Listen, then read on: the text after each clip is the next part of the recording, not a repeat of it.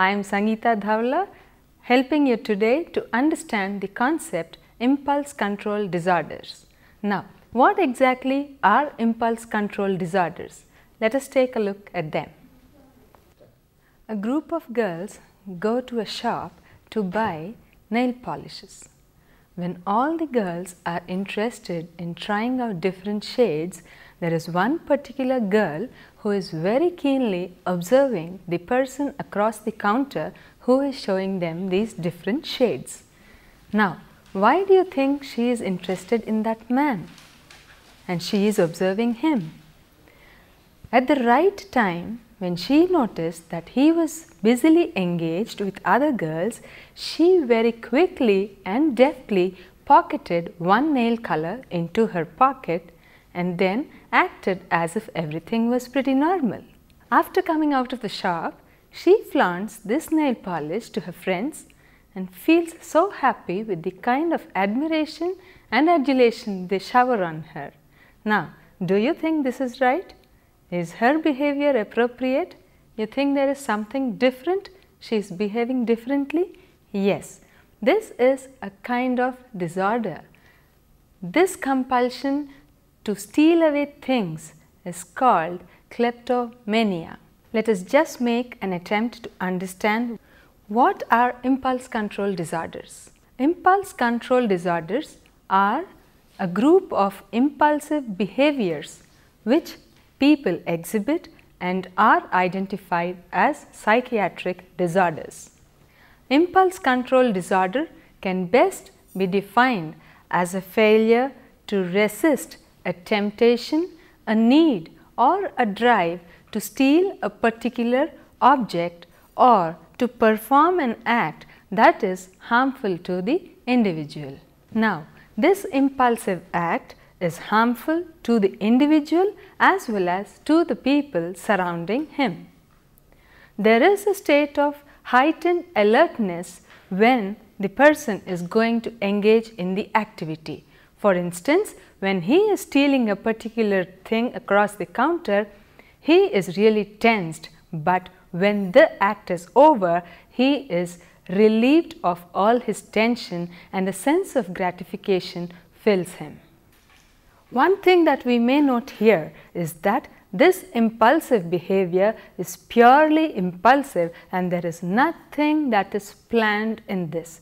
You may also remember that this individual does not discuss that he is going to steal a nail polish, he is going to steal a pen or whatever with any of the people who have accompanied him to the shop.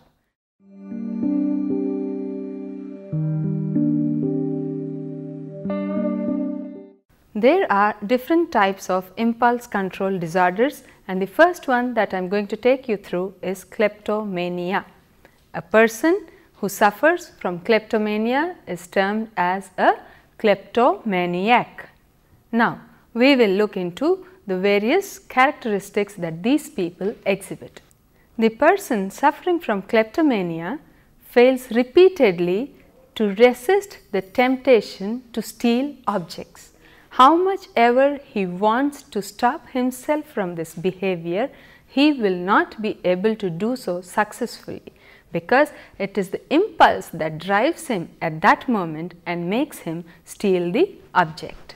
And one surprising fact with almost all the kleptomaniacs is that the object they have stolen will definitely not be used by them, but will be given away to the people who are there with him, or he just discards the object just like that, because at that moment what he is bothered about is to engage in the activity, experience the relief in tension and then the gratification. This heightened tension and immediate release of tension and the gratification are all what that gives him the high.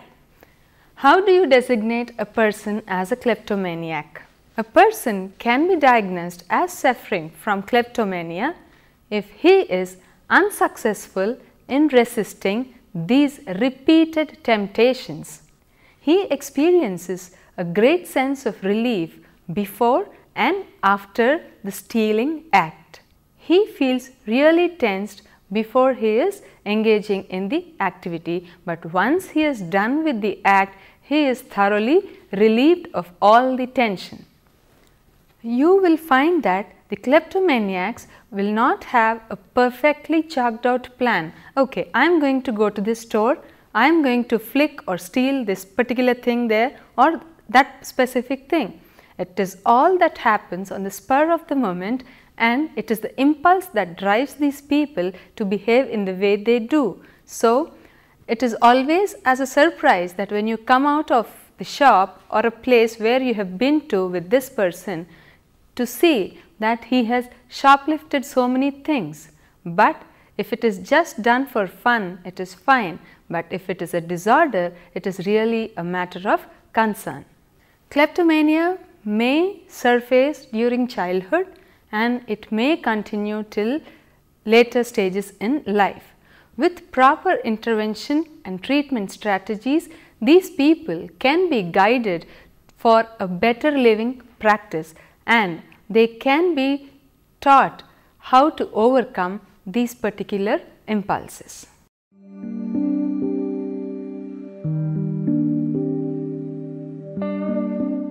Another impulse control disorder is pyromania.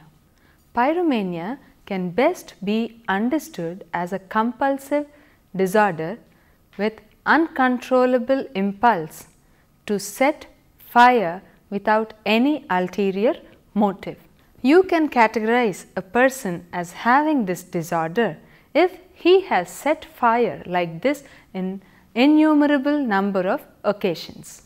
There is no ulterior motive at all behind this particular act of the individual, but it is the impulse that is driving him to behave in that manner, and it is the thrill that he gets out of engaging in such activity. You should note that this man is not driven for money, this man is not driven by anger, and he is not driven by revenge. He sets fire, a dangerous act, just because the impulse drives him to do so. Like kleptomania, even in pyromania, once this person sets fire, there is an immense sense of relief that fills him, and he becomes a very passive watcher. You will be surprised to learn that it is this pyromaniac who sets the false alarms and tries to attract the attention of the people around him, and will also stand as a bystander along with the others. So, like other types of impulse control disorders, there is heightened tension before he is performing the act, and once the act is performed, there is absolute relief and a great sense of gratification. Yet another type of impulse control disorder is compulsive gambling. We have heard a lot about in history and also have seen dynasties crumble down because of compulsive gambling. People who suffer from this disorder have an uncontrollable impulse to engage in gambling even after suffering very badly in terms of losses. And very often this compulsive gambling brings in a lot of strain between partners in terms of relationships and also strain in terms of finances, and it is basically because of this strain that is created the couples also part ways. The compulsive gambler is very well aware of this, but he is totally helpless because he cannot do anything about the impulse that is driving him so very badly. The Diagnostic Statistical Manual 3 has 9 criteria listed, and out of which even if 4 conditions are found in a particular person, then he can be designated as being a compulsive gambler. Now, we will take a look at all these criteria and try to understand what differentiates between a normal gambler and a compulsive gambler. If the person shows frequent preoccupation with gambling, or If he is always on the job to procure money that will help him in gambling, then you could say, yes, probably here is one reason that will help you in terming as a compulsive gambler. The compulsive gambler will feel an innate need to increase the size of the gambling amount. He is never satisfied playing at a certain level or a certain amount. He always wants to win more and he always wants to bet for higher amounts. And he shows lot of irritation and restlessness when he is restricted from participating in any such gambling activities. So, this irritation and restlessness are no way normal. If there is repeated loss of money by gambling and the gambler comes back in order to recoup the losses that he has made the previous day, then this also makes him as a potential compulsive gambler. There are repeated efforts by the compulsive gambler to quit gambling, but how many number of attempts he makes, he fails miserably and he finds himself again in the gambling zone. He needs to meet a lot of social and occupational obligations. But do you find him there really? No. What is he doing then? He is busily gambling elsewhere. He neglects all his social as well as occupational responsibilities. It is because of this obsession that he has for gambling that he has to compromise on his social, occupational as well as recreational activities. He knows very well that he is neck deep into debt, but does he stop at that? No. He engages further into gambling with a single premise in mind that once he wins, he can come out of his debt very easily. But does he win at all? No. This compulsive gambler is on a spree of losses. These are the 9 different criteria that will help you identify a gambler from a compulsive gambler. In case you find that any 4 of these conditions exist in the person, you may term him as a compulsive gambler. The main characteristic feature that majority of these compulsive gamblers show is that they lie. Yes, they lie and they do lie a lot for procuring money. With this money, what they do? Again engage in gambling. Very frequently, these compulsive gamblers are overconfident, highly energetic and get bored very easily, and at the same time, needless to say, they are very big spenders. So, that is about compulsive gambling.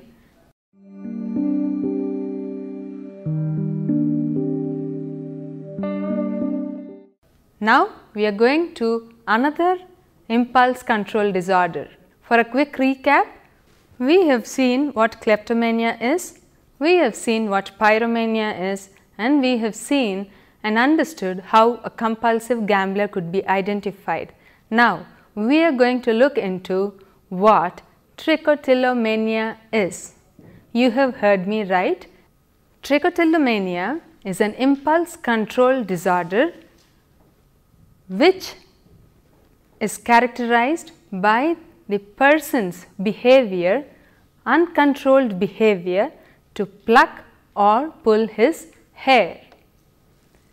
This plucking most frequently is restricted to the hair on his head, but in severe cases it does not end just at his hair on the head. It extends to his eyebrows, it extends to his eyelashes and some cases to body hair too. This compulsive act of pulling out the hair will result in partial or complete hair loss. Take a look at these pictures where the woman or the man, they have pulled out the hair on their scalp, they have pulled out the hair on their eyebrows and surprisingly on the eyelashes too. There is recurrent failure to resist the temptation, to resist the impulse to pull out one's hair. Like in the other impulse control disorders that we have seen in kleptomania or in pyromania, the individual who is suffering from Trichotillomania.2 also is subjected to high levels of tension before he plucks out the hair and feels immensely relieved once he has finished plucking the hair. These people, they pluck out their hair and at the same time struggle to cover up or struggle to camouflage the loss they themselves have created. This occurs during childhood and also continues in the adulthood. It is considered to be more serious when it is spotted in the adulthood because it is during this period that you consider it as a serious psychiatric disorder which needs medical attention as well as counseling. The amount of hair loss depends on the frequency with which the trichotillomaniac plucks at his hair. And yes, after plucking the hair, they try to camouflage it with the help of wigs, hairdos or some other lovely wonderful things that can not give out that they do not have hair in that particular place. It is found that this disorder also occurs along with other disorders like the obsessive compulsive disorders, substance abuse disorders or eating disorders. That is as far as trichotillomania is concerned.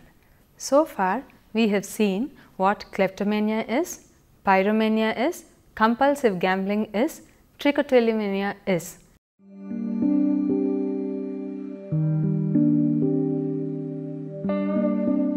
Now comes another impulse control disorder called the intermittent explosive disorder. What is this? The intermittent explosive disorder. In this type of disorder, the individual lacks the ability to control violent and aggressive impulses which result in serious destruction of property as well as assaultive acts.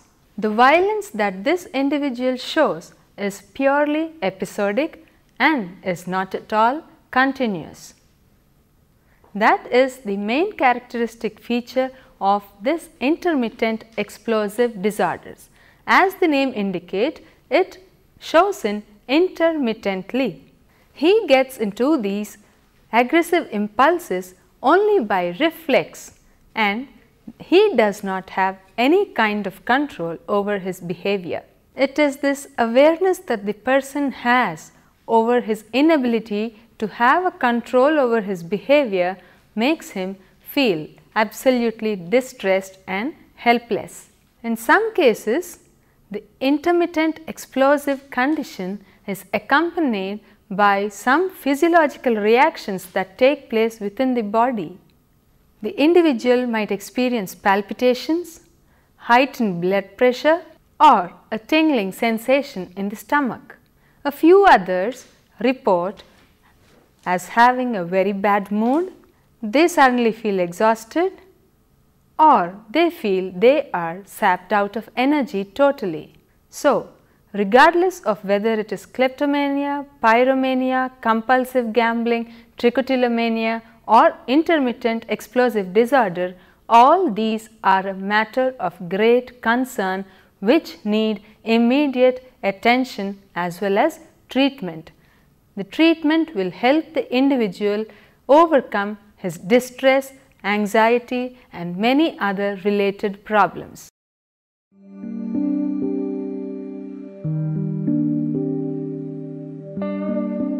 When we are talking about the treatment aspect, what do you think can best be given to a person who is suffering from the impulse control disorder? Yes, of course, the medicines or the medication and then counseling, which will definitely help the person overcome his problem easily because he will be working in close quarters with the counselor who will be very supportive of him and help him overcome the disorder. As far as counseling is concerned, Cognitive behavior therapy is found to be highly result oriented because it combines the cognitive therapy as well as the behavior therapy, which will help the person overcome his problem. Cognitive therapy helps him bring about a change in the way he thinks about himself, in the way he thinks about the disorder. The behavior therapy helps him to adapt to ways that will help him overcome the problem behavior.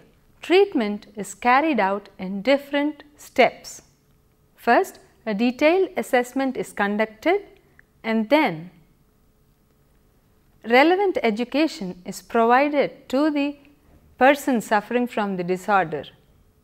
It is the duty of the treatment provider to identify which coping skills would be apt for this individual to overcome his kind of a problem. Then he will challenge these disturbing and distressing thoughts. Over a period of time, when he successfully works with the counselor and makes the changes that are suggested to him, he will be able to avert such kind of damaging experiences. He will be able to avert such damaging behaviors. The treatment will help him get a better control over his thoughts as well as behaviors. It is the counselor who will be able to monitor very closely whether the individual is experiencing any problem during the counseling process, identify the problem area and equip him with the skills that will make the transition smooth for the individual. Any of these conditions can be a cause of great embarrassment to the individual himself, and it is this embarrassment which will stop him from expressing it to others. But if he really wants to get out of this problem, opening up to his closest of friends or parents or someone nearby who could help him will really help him in tackling the problem effectively. So, whether it is the individual himself or his parents or his extended family, whoever, they could just identify the problem, guide him in the right direction so that regardless of the kind of impulse control disorder the person is suffering from, he will be able to shown a way to tackle his disorder in an effective manner. So, this has been our chapter for today, Impulse Control Disorder. I hope you all have enjoyed it, and a quick brush through of what we have done. We have identified 5 different types of impulse control disorders: kleptomania, pyromania, compulsive gambling, trichotillomania and intermittent explosive disorders. We then went on to see what kind of treatment options would be effective for the individual. We have seen that medication and counseling in the form of cognitive behavior therapy are found to be very effective in helping the persons suffering from impulse control disorders.